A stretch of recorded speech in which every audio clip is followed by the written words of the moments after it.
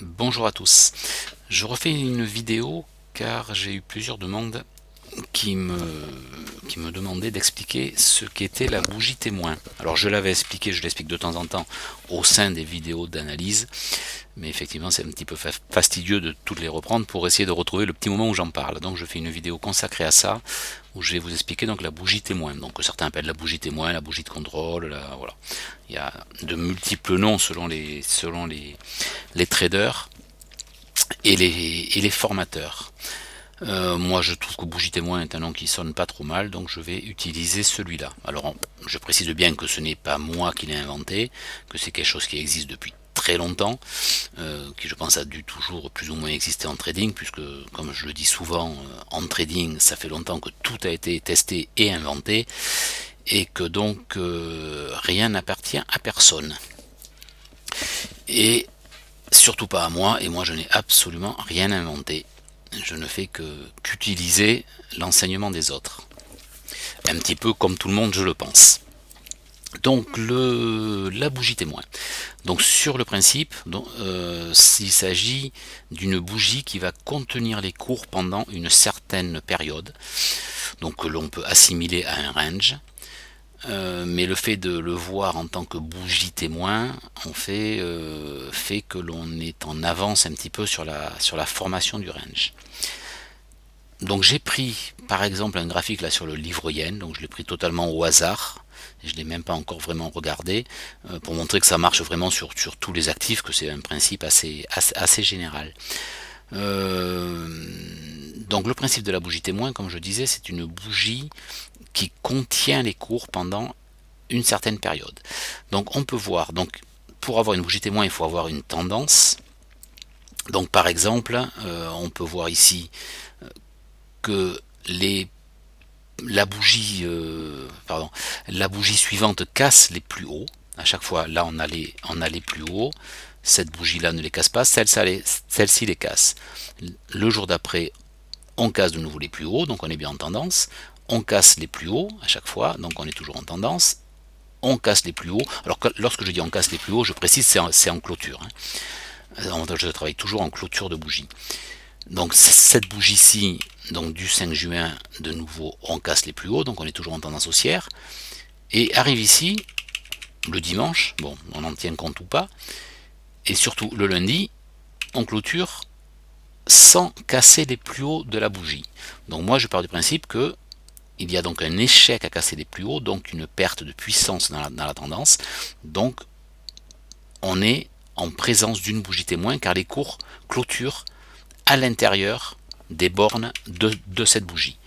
Donc je vais la tracer, je prends le plus haut, le plus bas,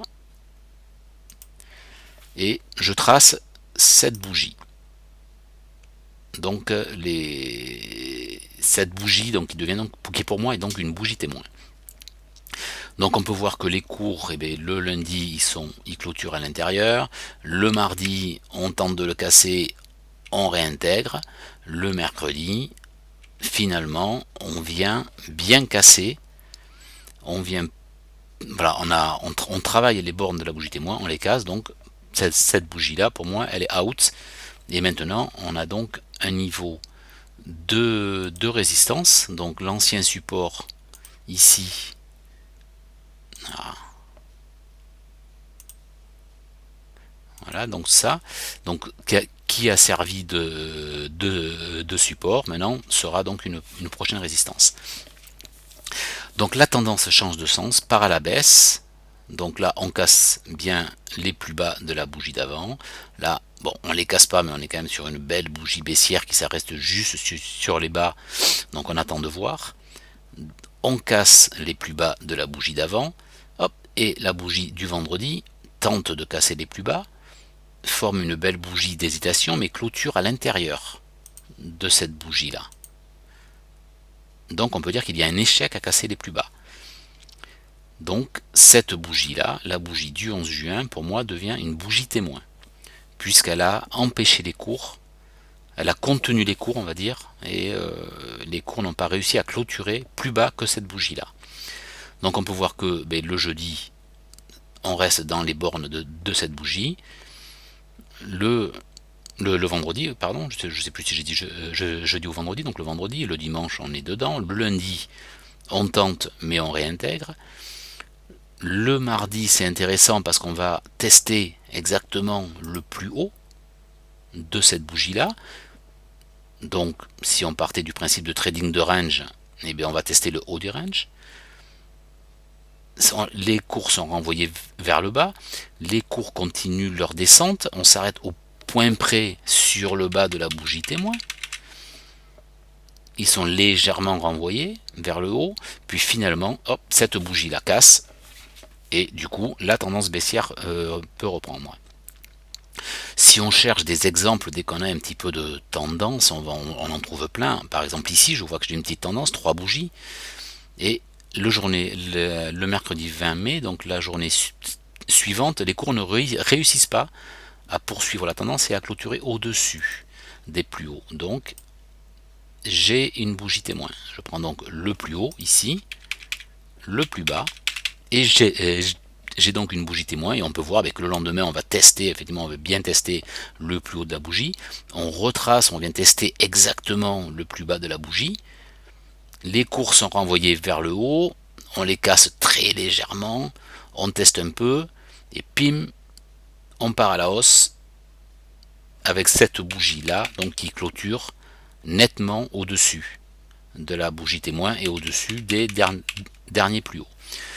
Voilà. Et puis on prend la tendance donc et on revient sur l'exemple que j'ai pris tout à l'heure. Donc on peut chercher un petit peu partout et on va trouver des exemples. On en a un autre ici, je vois que là on casse ici, donc sur cette bougie là, on casse les plus hauts de cette bougie ici. Le lendemain on continue, on casse, on réintègre un petit peu, mais bon on les a quand même bien cassés. Ici, bon, on casse pas en clôture, on les a donc il y a un petit doute là, ça pourrait être une petite bougie, enfin une grande bougie témoin. Mais le surlendemain, on casse bien les plus hauts, et le lendemain par contre on vient clôturer à l'intérieur. On a une bougie d'hésitation qui ne casse aucun, ni le plus haut ni le plus bas, donc on a bien de nouveau une bougie témoin. Le plus haut, le plus bas, et on peut voir par la suite ce qui s'est passé. Donc on est resté, bon, on n'est pas vraiment allé sur le bas, on est resté sur un niveau, d'ailleurs je sais pas trop, c'est un ancien niveau que j'avais tracé, je sais pas plus trop à quoi ce qu'il correspond. Mais on voit que l'on va travailler le haut de la bougie, bon on le casse un peu, on le réintègre, donc c'est quand même un signal vendeur assez fort, et on va rechercher exactement au point près, donc le bas de la bougie témoin, pour envoyer les prix vers le haut, où on vient retester le haut de la bougie témoin pour finalement repartir vers le bas. Vous voyez donc des bougies témoins, on en a un petit peu partout. Dès que la tendance marque une pause et n'arrive pas à clôturer plus haut ou plus bas que la bougie précédente, on peut parler de bougie témoin, car il s'agit d'une pause dans la tendance et de la formation probable d'un range. Et donc la bougie témoin n'est rien d'autre que la visualisation du range probable qui va suivre. Voilà, j'espère que j'ai été clair dans mes explications. Si ce n'est pas le cas, n'hésitez pas à le dire en commentaire et je referai une petite vidéo. A bientôt et bon trading.